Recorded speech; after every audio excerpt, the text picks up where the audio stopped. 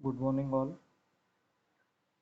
आज आपण unit very good morning, very good morning. चला तर आज हं, तर कालपर्यंत आपले भूरूपशास्त्र जो काही आपला पेपर आहे त्या पेपरचे 2 युनिट संपलेले आहेत.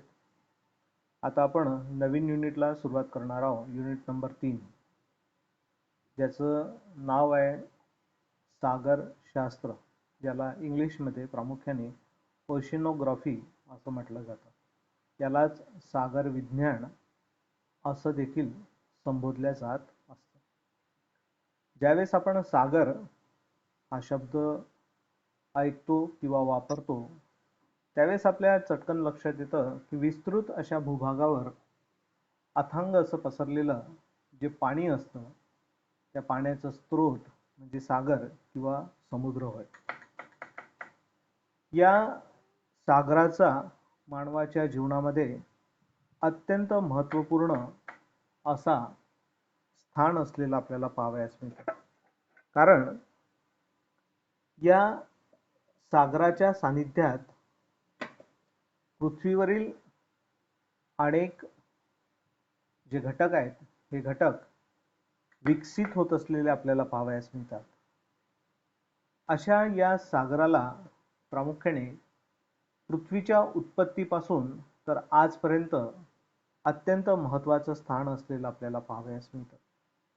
ज्यावेळेस पृथ्वीची उत्पत्ती झाली त्यावेळेस सुरुवातीला पृथ्वी घनस्वरूपात येत असताना तिचं घनीभवन होत असताना शिलावरणानंतर जलावरणाची निर्मिती झालेली आपल्याला पाहावयास मिळते. आणि हे जलावरण संपूर्ण भूभागावर किंवा संपूर्ण पृथ्वीवर वेगवेगळ्या स्वरूपाने वितरित झालेलं आपल्याला पाहावयास मिळतं. यातलंच एक महत्त्वाचं स्वरूप किंवा महत्त्वाचं जे घटक आहे तो आहे सागर, ज्याला आपण समुद्र असं म्हणत असतो. ज्यावेळेस आपण सागराचा किंवा समुद्राचा विचार करतो त्यावेळेस आपल्याला असं लक्षात येतं की वेगनरने जो खंडवळणाचा सिद्धांत सांगितला होता त्यावेळेस पृथ्वीच्या उत्पत्तीच्या वेळेस जो अथांग असा सागर होता त्या सागरामध्ये तरंगत असलेला जो भूखंड होता या भूखंडाचे हळूहळू तुकडे झाले आणि त्या तुकड्यांच्या दरम्यान ज्या सागरामध्ये हा भूखंड प्रामुख्याने तरंगत होता तो भूखंडाचे प्रमुख 7 तुकडे झाले आणि त्याच्या आजूबाजूला संपूर्ण पाणी हे वितरित झालेलं आपल्याला पाहावयास मिळतं. आकृतीमध्ये तुम्हाला लक्षात येईल की प्रामुख्याने पॅसिफिक महासागर, अटलांटिक महासागर, हिंद महासागर, आर्टिक महासागर, पॅसिफिक महासागर असे महासागराचे जे प्रमुख असे प्रकार आहेत हे प्रकार आपल्याला भूभागावरती पाहावयास मिळतात. ज्यावेळेस पृथ्वी आणि जलावरण या 2 घटकांचा आपण विचार करतो त्यावेळेस आपल्याला लक्षात येतं की पृथ्वीवर जवळजवळ 71% भाग हा सागराने व्यापलेला आपल्याला पाहावयास मिळतो. यालाच आपण जलावरण असं देखील संबोधित असतो. या जलावरणाचा संपूर्ण अभ्यास मानवाने सुरुवातीपासूनच करण्याचा प्रयत्न केलेला आपल्याला दिसून येतो. परंतु या संदर्भात हवी तशी माहिती मानवाला सुरुवातीच्या काळात प्राप्त झालेली नव्हती.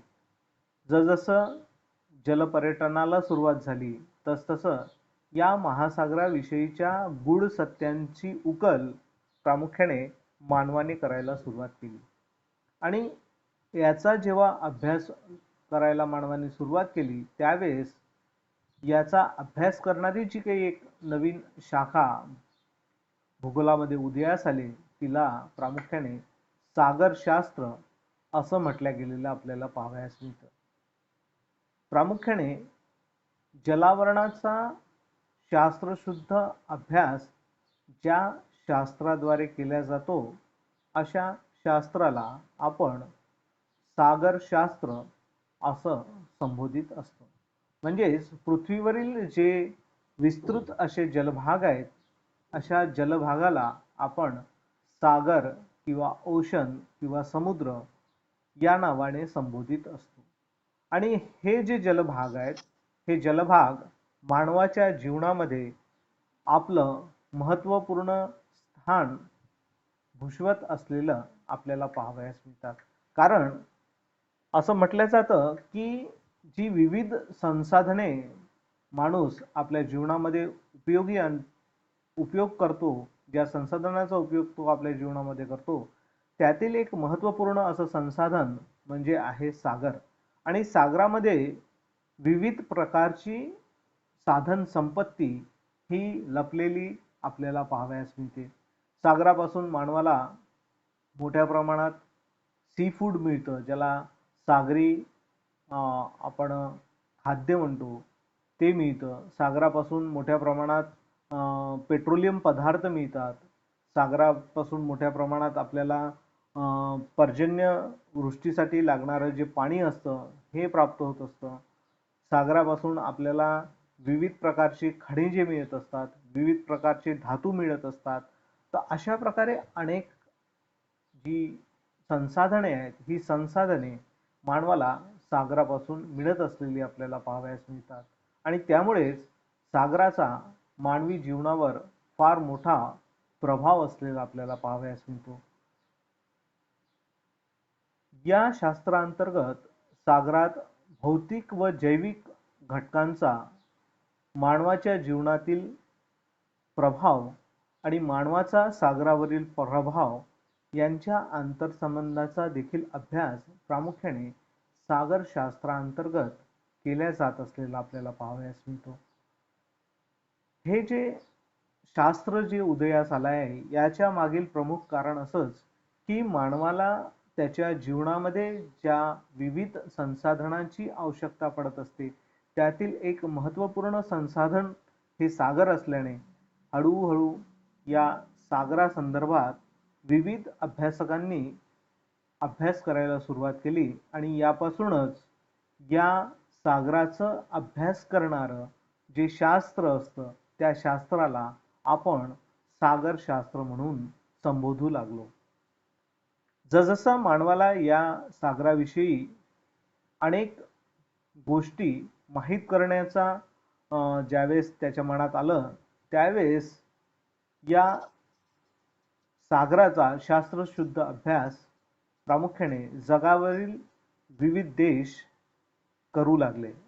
आणि याचंच फलित म्हणजे प्रामुख्याने आंतरराष्ट्रीय स्तरावर या सागरासंदर्भात संशोधन करणाऱ्या संस्थेची स्थापना झालेली आपल्याला पाहावयास मिळते. महासागराचं संशोधनाचं आंतरराष्ट्रीय केंद्र प्रामुख्याने कोपनहेगन येथे असलेलं आपल्याला पाहावयास मिळतं. तर आपण बघत होतो महासागराचं जे संशोधन आहे, हे संशोधन करण्याकरिता आंतरराष्ट्रीय स्तरावर एका संशोधन केंद्राची स्थापना करण्यात आली. ज्या संशोधनाचं केंद्र हे प्रामुख्याने कोपनहेगन येथे असलेलं आपल्याला दिसून येतं. या आंतरराष्ट्रीय संशोधन केंद्राद्वारे प्रामुख्याने सागराच्या संदर्भात विस्तृत असं अध्ययन करायला सुरुवात केली गेली, ज्या अध्ययनाअंतर्गत या सागराचे जे विविध पैलू होते, या पैलूंचा अभ्यास करण्याकरिता चॅलेंजर, टास्कारोरा, डिस्कवरी इत्यादी जहाजांची मदत घेण्यात आली. ज्या जहाजांच्या सहाय्याने सागर तटरचना, सागर जल, सागराची घनता, त्यामध्ये असणारे विविध संसाधने यांचा अभ्यास प्रामुख्याने या जहाजांच्या द्वारे करण्याचा प्रयत्न आंतरराष्ट्रीय स्तरावरती होऊ लागलेला आपल्याला दिसून येतो. आज भारतामध्ये देखील सागर विज्ञानाचं जे संशोधन केलं जातं, या संशोधन केंद्राची स्थापना प्रामुख्याने 1 जानेवारी 1966 रोजी भारतामध्ये झालेली आपल्याला पाहावयास मिळते. या सागर विज्ञान संस्थेचं मुख्यालय सुरुवातीला दिल्ली येथे होतं आणि कालांतराने हे मुख्यालय मात्र गोव्याजवळील पणजी, जे गोव्यामधील पणजी या ठिकाणी हलवण्यात आलेलं आपल्याला पाहावयास मिळतं. म्हणजे भारतात देखील सागर विज्ञानाच्या संदर्भात अनेक संशोधने केल्या गेलेली आपल्याला पाहावयास मिळतात. याचं प्रमुख कारण असं की भारताचा जो द्वीपकल्पीय पठार आहे, या पठाराला तिन्ही बाजूनी प्रामुख्याने सागर सीमा लाभलेल्या आहेत. सागराने भारताच्या भूमीचा बराचसा भाग व्यापलेला आपल्याला पाहावयास मिळतो. एका साईडला अरबी समुद्र, दुसऱ्या बाजूला बंगालचा उपसागर, तर खालच्या बाजूला दक्षिणेला प्रामुख्याने हिंद महासागर पसरलेला आपल्याला पाहावयास मिळतो. आणि त्यामुळेच भारताच्या दृष्टिकोनातून या सागराचं महत्त्व अनन्यसाधारण असलेलं आपल्याला पाहावयास मिळतं. आणि त्यामुळेच भारतामध्ये या सागर विज्ञान संस्थेची स्थापना प्रामुख्याने 1 जानेवारी 1966 रोजी करण्यात आलेली आपल्याला पाहावयास मिळते. याचबरोबर या सागराचं जसं संशोधन वाढू लागलं तसतसं या संदर्भातील भूगोलामधील याची व्यवस्थित आणि शास्त्रशुद्ध अभ्यास करणारी एक शाखा प्रामुख्याने निर्माण झालेली आपल्याला पाहावयास मिळते आणि त्याच भूगोलाच्या शाखेला सागर विज्ञान किंवा सागरशास्त्र असं देखील म्हटलं जात असतं. सागरशास्त्र कशाला म्हणायचं? जसं आपण सागराविषयी अध्ययन करणारी जी काही शाखा असते तिला काय म्हटलं आपण? सागरशास्त्र असं म्हटलेलं आहे. म्हणजे थोडक्यात आपल्याला असं लक्षात येईल की एखादा कोणताही घटक असेल, त्या घटकाचा सर्वांगीण अभ्यास करणारा जो काही समूह असतो किंवा जो काही गट असतो त्याला त्या विषयाचं शास्त्र असं म्हटलं जात असतं. ही ढोबळमानाने आपल्याला व्याख्या करता येईल. परंतु ज्यावेळेस आपण एखाद्या घटकाचं शास्त्रशुद्ध तांत्रिक दृष्टिकोनातून अभ्यास करत असतो त्यावेळेस त्या घटकाला विज्ञानाचं स्वरूप प्राप्त होत असलेलं आपल्याला पाहावयास मिळतं. आणि ज्यावेळेस मानवाने समुद्राचं किंवा सागराचं शास्त्रशुद्ध पद्धतीने वैज्ञानिक दृष्टिकोनातून अध्ययन किंवा अभ्यास करायला सुरुवात केली त्यावेळेस ज्या शास्त्रशुद्ध शाखेची निर्मिती झाली त्या शाखेला आपण सागर विज्ञान असं संबोधित असतो. या सागर विज्ञानाच्या काही प्रमुख व्याख्या आपल्याला पाहावयास मिळतात. सर्वसाधारण जर व्याख्या करायची झाली तर आपण सहज असं म्हणू शकतो की सागराविषयी अध्ययन करणारी शाखा म्हणजे सागरशास्त्र होय. ही सर्वसाधारण साध्या शब्दामध्ये केल्या गेलेली व्याख्या आपल्याला लक्षात येईल.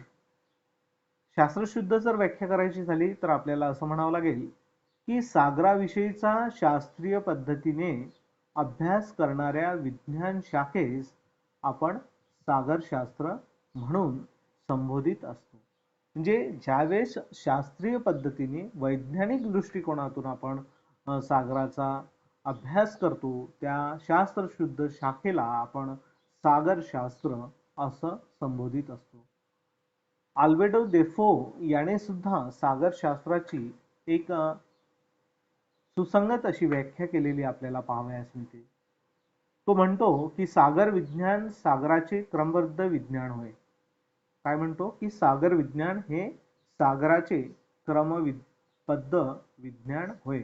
म्हणजेच काय तर सागर विज्ञानाच्या अंतर्गत महासागरीय जलाचे भौतिक व रासायनिक वैशिष्ट्ये, सागराची खोली, तापमान, क्षारता, वेगवेगळ्या प्रकारची गती, सागराची रचना, जलाची विभिन्नता, जीवांचे आणि वनस्पतीचे अध्ययन ज्या शास्त्राद्वारे केले जाते त्या शास्त्राला आल्बेडो देफो हा सागर विज्ञान असं संबोधतो.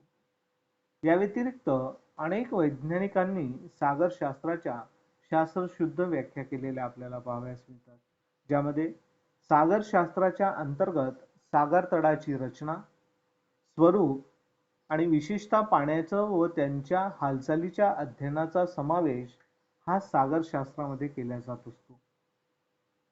याशिवाय सागराविषयीचा शास्त्रीय पद्धतीने अभ्यास करणाऱ्या विद्याशाखेस सागरशास्त्र असं म्हटलं गेलेलं आपल्याला पाहावयास मिळतं. आणखी जर काही व्याख्या बघायची झाली तर आपण असं म्हणू शकतो की सागर तळाची जी काही रचना असते ती रचना, सागराचे जे काही गुणधर्म असतात ते गुणधर्म, सागरामध्ये होणाऱ्या हालचाली, सागरातील जीवसृष्टी आणि सागरामध्ये एकवटलेली खनिज संपत्ती या सर्वांचा एकत्रित अभ्यास करणारे शास्त्र म्हणजे सागरशास्त्र होय. म्हणजे आपल्याला चटकन लक्षात येईल की सागरामध्ये जितके घटक आपल्या लक्षात येतात त्या प्रत्येक घटकाचा शास्त्रीय पद्धतीने अभ्यास ज्या शास्त्राद्वारे केला जात असतो त्या शास्त्रालाच आपण सागरशास्त्र असं म्हणत असतो. जसं या व्याख्येमध्ये आपण बघितलं की सागराची तळरचना म्हणजे ज्यावेळेस आपण सागराचा बघत असतो त्यावेळेस सागराचं फक्त जलच आपल्या दृष्टीस पडतं. तो सागर ज्या भूमीवरती आहे त्या भूमीची रचना म्हणजे सागराचा जो तळ आहे त्या तळाची रचना कोणत्या प्रकारची आहे, त्याच्यानंतर त्याचं स्वरूप कसं आहे, त्याचं सागरामध्ये असलेलं जे जल आहे त्या जलाचे गुणधर्म कोणत्या प्रकारचे आहे, त्या जलाच्या होणाऱ्या हालचाली कोणत्या प्रकारच्या आहेत, त्या सागरामध्ये असणारे जी काही जीवसृष्टी आहे ज्यामध्ये प्राणी, वनस्पती इत्यादी जे काही घटक आहे हे घटक कोणत्या प्रकारचे आहेत, त्यामध्ये असणारे जी खनिजे आहेत ही कोणत्या प्रकारची आहेत, या संपूर्ण घटकांचा अभ्यास ज्या शास्त्राद्वारे परिपूर्णरित्या केला जातो अशा शास्त्राला आपण सागरशास्त्र असं संबोधित असतो. अशा अनेकाविध व्याख्या अनेक शास्त्रज्ञांनी सागराच्या संदर्भात केलेल्या आपल्याला पाहावयास मिळतात. सर्वसाधारण आपण जेव्हा विचार करतो तेव्हा आपल्याला असं लक्षात येईल की सागराची तटरचना, गुणधर्म, सागर जलाच्या हालचाली, जीवसृष्टी, खनिजे, त्यामध्ये असणारे विविध घटक यांचं अध्ययन प्रामुख्याने या शास्त्राच्या अंतर्गत केल्या जात असल्याने या शास्त्राला आज महत्त्वपूर्ण स्थान हे मानवाच्या जीवनामध्ये प्राप्त झालेलं आपल्याला पाहावयास मिळतं. तर अशा प्रकारे सागरशास्त्राच्या अनेक व्याख्या प्रामुख्याने केल्या गेलेल्या आपल्याला पाहावयास मिळतात. याच्यानंतर ज्यावेळेस आपण या सागरशास्त्रांच्या व्याख्यांचं अध्ययन केलं त्याचबरोबर आपल्याला पृथ्वीच्या पृष्ठभागावरील जी महासागरे आपल्याला पाहावयास मिळतात या महासागरांचं क्षेत्र अभ्यासणं क्रमप्राप्त असलेलं आपल्याला दिसून येतं. तुम्हाला तुमच्या स्क्रीनवर एक मॅप दिसत असेल आणि त्याच्या बाजूला एक चार्ट सुद्धा दिलेला आहे की संपूर्ण पृथ्वी तलावर कोणकोणत्या महासागराने किती प्रमाणात भूमीचा भाग व्यापलेला आहे व त्यांचं स्थान जागतिक नकाशावर कोणत्या ठिकाणी असलेलं दिसून येतं हे दर्शवण्याचा प्रयत्न या नकाशामध्ये केलेला आपल्याला दिसून येतो. ज्यावेळेस आपण पृथ्वीच्या पृष्ठभागावरील महासागराच्या क्षेत्राचा विचार करतो त्यावेळेस आपल्याला संपूर्ण पृथ्वी गोलावर प्रामुख्याने जमिनीचे जे क्षेत्र आहे हे जमिनीचे क्षेत्र म्हणजे भूभाग हा प्रामुख्याने 148 दशलक्ष चौरस किलोमीटर इतका असलेला पाहावयास मिळतं. त्या तुलनेत जलभागाचे क्षेत्र मात्र त्याच्या दुप्पट तिप्पट असलेलं आपल्याला पाहावयास मिळतं. हे क्षेत्र प्रामुख्याने 363 दशलक्ष चौरस किलोमीटर इतकं असलेलं आपल्याला दिसून येतं. यावरूनच आपल्याला कल्पना येईल की भूमीचा म्हणजे पृथ्वीचा जास्तीत जास्त भाग हा महासागरांनी व्यापलेला आपल्याला पाहावयास मिळतो, ज्याचं संपूर्ण क्षेत्र हे पृथ्वीच्या एकूण भूभागापैकी 71% भूभाग हा प्रामुख्याने जलाने म्हणजे सागराने व्यापलेला आपल्याला पाहावयास मिळतो. तर 29% भूभाग मात्र हा जमीन किंवा घन स्वरूपात आपल्याला जमिनीच्या स्वरूपात आपल्या दृष्टीस पडत असलेला पाहावयास मिळतो. तर अशा प्रकारे प्रामुख्याने पृथ्वीच्या पृष्ठभागावरती जल आणि भू अशा दोन स्वरूपात आपल्याला हे भाग पाहावयास मिळतात, ज्यामध्ये जलभागाचे प्रमाण हे अत्यंत जास्त असलेलं आपल्याला पाहावयास मिळतं. ज्या वेळेस आपण असं म्हणतो की 71% भाग हा प्रामुख्याने जलाने किंवा सागरांनी व्यापलेला आहे, याच्यात जास्तीत जास्त क्षेत्र हे प्रमुख 4 महासागरांनी व्यापलेलं आपल्याला पाहावयास मिळतं, ज्यामध्ये जे प्रमुख महासागरे आहेत त्या महासागरांनी पृथ्वीचा जास्तीत जास्त भाग व्यापलेला आपल्याला पाहावयास मिळतात आणि उर्वरित भाग मात्र इतर छोट्या मोठ्या जे पाण्याचे स्रोत आहेत, ज्यामध्ये प्रामुख्याने लहान समुद्र असतात, खाड्या असतात, याद्वारे 27.8% दशलक्ष चौरस किलोमीटर क्षेत्र हे छोट्या महासागरांनी व्यापलेलं आपल्याला पाहावयास मिळतं, ज्याच्यामध्ये तुम्हाला काळा समुद्र, पांढरा समुद्र, चीनचा समुद्र, जपानचा समुद्र, हडसन सागर हे छोटे छोटे जे सागरीय भाग आहेत यांनी 27.8 दशलक्ष चौरस किलोमीटर क्षेत्र हे छोट्या समुद्रांनी व्यापलेलं असून बाकी उर्वरित जे क्षेत्र आहे जे 363 दशलक्ष चौरस किलोमीटर पैकी उरलेलं जे क्षेत्र आहे हे प्रमुख महासागरांनी व्यापलेलं आपल्याला पाहावयास मिळतं. त्यातील पहिला जो महासागर आहे ज्याने सर्वात जास्त पृथ्वीचा भाग व्यापलेला आपल्याला पाहावयास मिळतो तो आहे पॅसिफिक महासागर. याने जवळपास 165.5 दशलक्ष चौरस किलोमीटर क्षेत्र हे पृथ्वीवरलं जे क्षेत्र आहे हे पृथ्वीवरील क्षेत्र स्वतःमध्ये समाविष्ट केलेलं किंवा पृथ्वीच्या या एवढ्या क्षेत्रावरती याचा विस्तार प्रामुख्याने पॅसिफिक महासागराचा असलेला आपल्याला पाहावयास मिळतो. दुसऱ्या नंबरवरती अटलांटिक महासागर आहे, ज्याने पृथ्वीचा 82.1 दशलक्ष चौरस किलोमीटर एवढं क्षेत्र व्यापलेलं आपल्याला पाहावयास मिळतं.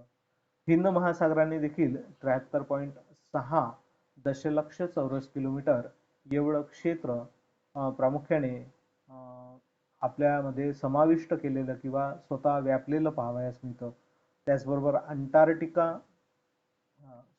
आर्टिक महासागराने प्रामुख्याने 14.0 दशलक्ष चौरस किलोमीटर एवढं क्षेत्र व्यापलेलं असून अन्य जे जलाशय आहेत जसं मी म्हटलं तुम्हाला, ज्यामध्ये काळा समुद्र, पांढरा समुद्र, चीनचा समुद्र, जपानचा समुद्र, हडसन सागर यांनी जवळपास 27.8 दशलक्ष चौरस किलोमीटर इतकं क्षेत्र प्रामुख्याने पृथ्वीचं जलाद्वारे व्यापलेलं आपल्याला पाहावयास मिळतं.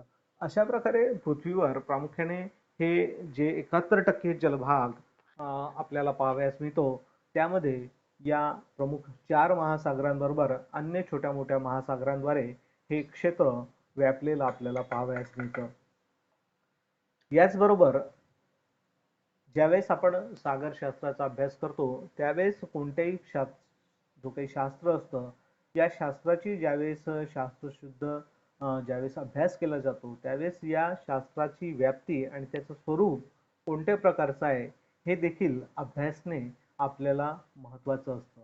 ज्यावेळेस आपण सागरशास्त्राच्या व्याप्तीचा विचार करतो त्यावेळेस आपल्याला असं लक्षात येईल की सागरशास्त्र हे फक्त मानवापुरतीच मर्यादित नसून हे पृथ्वीच्या संदर्भाने अत्यंत महत्त्वाचं असलेलं आपल्याला पाहावयास मिळतं.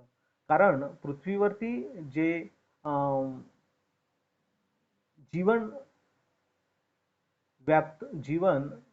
जे काही चालत आहे किंवा जे जीव आपलं जीवन यापन करत आहेत त्या जीवांचं जे जीवन यापन करण्यासाठी महत्त्वपूर्ण जे साधन आहे ते साधन हे जल असलेलं आपल्याला पाहावयास मिळतं.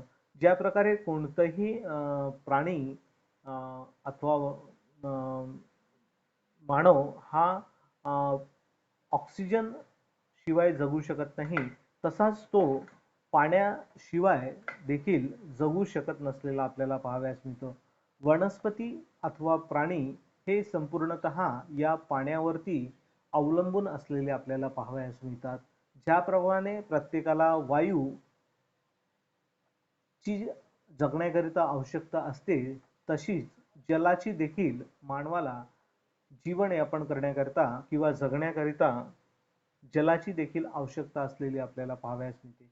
आणि त्याचमुळे या सागराची किंवा सागरशास्त्राची जी व्याप्ती आहे, ही व्याप्ती अत्यंत विस्तृत असलेली आपल्याला पाहावयास मिळते.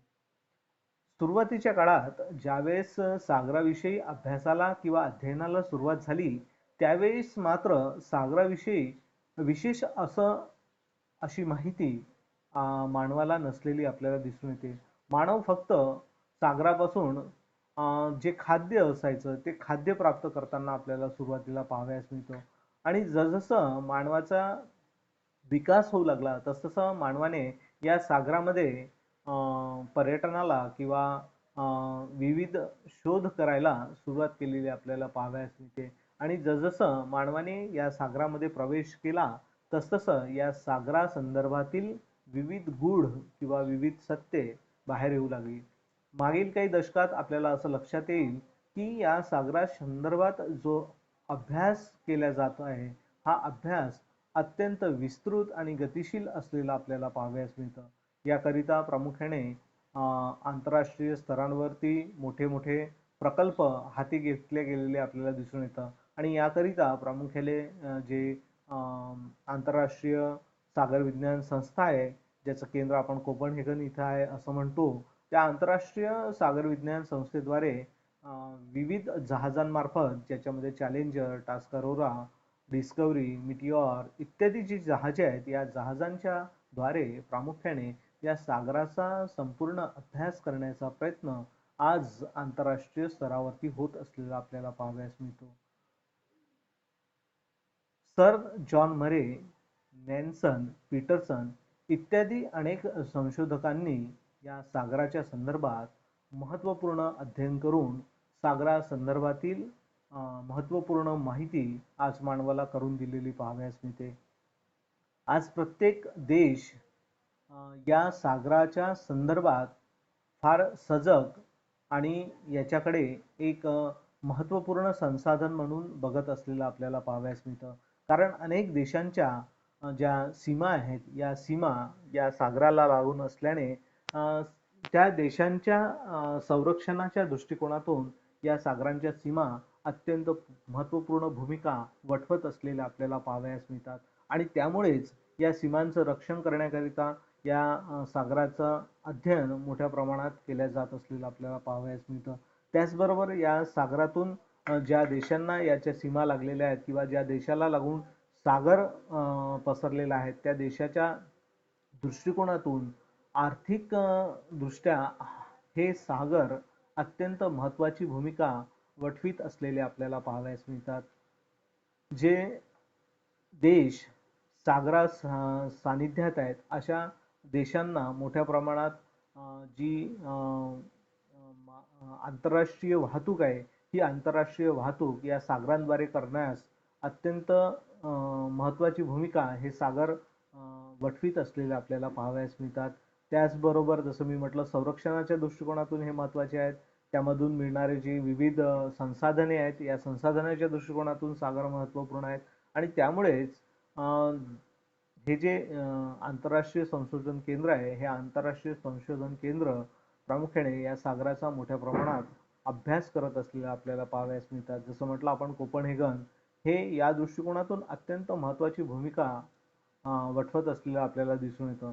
भारताचा ज्यावेळेस आपण विचार केला, कारण भारताला तिन्ही बाजूनी सागरी सीमा लागलेल्या आहेत आणि त्यामुळेच भारताने या सागराचा अभ्यास करण्याकरिता 1966 रोजी प्रामुख्याने राष्ट्रीय सागर विज्ञान संस्थेची स्थापना केलेली आपल्याला पाहावयास मिळते. आणि याचं मुख्यालय सुरुवातीला दिल्ली होतं, मग ते पणजीला आलेलं आपल्याला पाहावयास मिळतं. आणि आज भारत मोठ्या प्रमाणात या सागराचा अभ्यास करत असलेला आपल्याला दिसून येतो. आज जरी महासागराचा अभ्यास मोठ्या प्रमाणात केला जात असला, तरी देखील अजूनही महासागराचा संपूर्ण आणि सखोल असा अभ्यास अजूनही कोणत्याही देशाद्वारे केला गेलेला आपल्याला पाहावयास मिळत नाही. कारण सागराची जी खोली आहे ही सागराची खोली प्रामुख्याने अत्यंत विशाल असल्याने आणि सागरामध्ये विविध प्रकारचे विविध सजीव आणि निर्जीव घटक असल्याने त्या संदर्भातील रोज नवनवीन सत्य बाहेर येताना आपल्याला पाहावयास मिळतात आणि या सत्यांचा अभ्यास करण्याकरिता अनेक देश मोठ्या प्रमाणात सागरी संशोधनाच्या ज्या मोहिमा आहेत ह्या मोहिमा राबवत असलेल्या आपल्याला पाहावयास मिळतात. आज अत्याधुनिक अशा जहाजांद्वारे प्रामुख्याने या सागराचा अभ्यास केला जात असलेला आपल्याला दिसून येतो. त्याचबरोबर उपग्रहांचा देखील मोठ्या प्रमाणात सॅटेलाइटचा देखील मोठ्या प्रमाणात या सागर तटरचनेचा अभ्यास करण्याकरिता आणि त्याचे नकाशे तयार करण्याकरिता मोठ्या प्रमाणात उपयोग केला जात असलेला आपल्याला पाहावयास मिळतं. अशा प्रकारे ही सागराची जी काही सागरशास्त्राची जी व्याप्ती आहे ही व्याप्ती विस्तृत असलेली आपल्याला पाहावयास मिळते. ज्यावेळेस आपण सागरशास्त्राच्या स्वरूपाचा विचार करतो त्यावेळेस आपल्याला असं लक्षात येईल की याचं स्वरूप हे हळूहळू विकसित होत गेलेलं आपल्याला दिसून येतं. सुरुवातीला मानवाच्या जीवनामध्ये सागराचं महत्त्व फक्त एक अन्न प्रदान करणारं एक स्रोत असलेलं आपल्याला पाहावयास मिळतं. परंतु कालांतराने जसजसं सागराच्या संदर्भात मानवाची रुची वाढत गेली तसतसं मात्र याच्या स्वरूपामध्ये आमूलाग्र बदल झालेला आपल्याला पाहावयास मिळतं. पहिल्या महायुद्धाच्या काळात प्रामुख्याने ज्यावेळेस या सागर रचनेचा अभ्यास करायला सुरुवात झाली त्यावेळेस आपल्याला असं लक्षात येईल की सागराविषयी मानवाला जी माहिती होती ही माहिती विशेष नव्हती. परंतु महासागर तळाचा अद्ययावत नकाशा तयार करण्याकरता या पहिल्या महायुद्धाच्या काळामध्ये प्रामुख्याने सागर तळाची खोली मोजून त्याची नोंद समुच्चतादर्शक रेषांद्वारे नकाशावर करण्याकरिता सुरुवातीला या सागर तळाच्या संदर्भातील माहिती घेण्याकरिता एखाद्या दोरीला एखादा दगड किंवा शिसा बांधून तो सागराच्या तळावर सोडला जायचा आणि त्याच्यानंतर त्याच्या आधारे सागर तळ किती खोल आहे किंवा त्याची खोली किती आहे ही माहीत करून घेण्याचा प्रयत्न या पहिल्या महायुद्धाच्या काळात अनेक देशांनी करण्याचा प्रयत्न केलेला आपल्याला दिसून येतो. परंतु ही जी पद्धत होती की एखाद्या दोरीला एखादा दगड बांधायचा किंवा एखादा शिशाचा गोळा बांधायचा आणि मग तो सागराच्या पृष्ठभागावरून खाली पाण्यामध्ये सोडायचा आणि त्या सागराची खोली माहीत करण्याचा प्रयत्न करायचा आणि त्याच्यावरून समुच्चतादर्शक नकाशे तयार करण्याचा प्रयत्न केला जात होता. ही जी पद्धत होती ही तितकीशी उपयुक्त नव्हती. कारण काय व्हायचं की ही जी दोरी सोडल्या जायची सागर तळावरती ही बऱ्याच वेळेस सागराच्या पाण्याद्वारे एका ठिकाणाहून दुसऱ्या ठिकाणी वाहून नेली जायची आणि योग्य अशा खोलीचं मोजमाप प्रामुख्याने अचूक असं मोजमाप त्यावेळेस करता येत नव्हतं किंवा बऱ्याच वेळेस सागराच्या आतमध्ये असणारे जे काही वनस्पती असायच्या या वनस्पतीमध्ये ही दोरी अटकायची आणि त्याच्याद्वारे देखील योग्य असं मोजमाप त्या ठिकाणी करता येणं शक्य होत नव्हतं आणि यातूनच हळूहळू हा अभ्यास वाढत गेलेला आपल्याला पाहावयास मिळतो आणि कालांतराने मग मात्र एका अशा यंत्राचा उपयोग करण्यात येऊ लागला ज्याच्याद्वारे प्रामुख्याने या सागर तळाच्या रचनेचा योग्य असा नकाशा योग्य असा अभ्यास करण्याचा प्रयत्न काही शास्त्रज्ञांनी केला. सुरुवातीला प्रामुख्याने हे जे मोजमाप असायचं या मोजमापाकरिता एक फॅदोमीटर नावाचं यंत्र वापरलं जायचं. या फॅदोमीटरची खासियत अशी होती की हा ज्यावेळेस पाण्यामध्ये सोडला जायचा त्यावेळेस हे यंत्र जसं तळाला जायचं आणि तळाला जसं ते तळापर्यंत पोचायचं तसं त्याला लागलेली जी काही बेल असायची किंवा जे काही ध्वनियंत्र असायचं हे वाजायचं आणि त्यावरून असं लक्षात यायचं की इतक्या खोलीवरती सागराचा तळ इतका खोल आपल्याला आहे हे या फॅदोमीटरद्वारे चटकन लक्षात यायचं. कारण ह्या फॅदोमीटरला लागलेला जो काही सायरन असायचा जी काही बेल असायची ही बेल जशी तळाला हे फॅदोमीटर लागायचं तसं ते कंपन पावायचं आणि त्याद्वारे प्रामुख्याने सागर तळाचं जी खोली आहे ही सागर तळाची खोली मोजली जायची. प्रामुख्याने ही जी फॅदोमीटरची जी काही ध्वनी लहरी आहेत ह्या ध्वनी लहरी प्रति सेकंदाला 1480 मीटर वेगाने समुद्राच्या पृष्ठभागावरून सागर तळावरून समुद्राच्या पृष्ठभागावरती येताना आपल्याला पाहावयास मिळतात. आणि यावरून जो काही कालावधी या ध्वनीला सागराच्या पृष्ठभागावर यायला लागायचा, त्यावरून या महासागराची खोली निश्चित करण्याचा प्रयत्न प्रामुख्याने याद्वारे होऊ लागला. आणि या यंत्राचा उपयोग जेव्हापासून होऊ लागला त्यावेळेसपासून म्हणजे फॅथोमीटरद्वारे ही खोली मोजली जाते आणि त्यावरूनच मग सागराची खोली मोजण्याचं जे काही एकक आहे हे एकक फॅथम या नावाने ओळखलं जाऊ लागलं. आणि मग सागराच्या खोली मोजण्याचं जे काही परिमाण होतं हे परिमाण प्रामुख्याने फॅथम हे सर्वरूप झालेलं आपल्याला पाहावयास मिळतं. एका फॅथम ची जी काही खोली असते ही जवळपास 6 फूट किंवा 1.8 मीटर इतकी असलेली आपल्याला पाहावयास मिळते.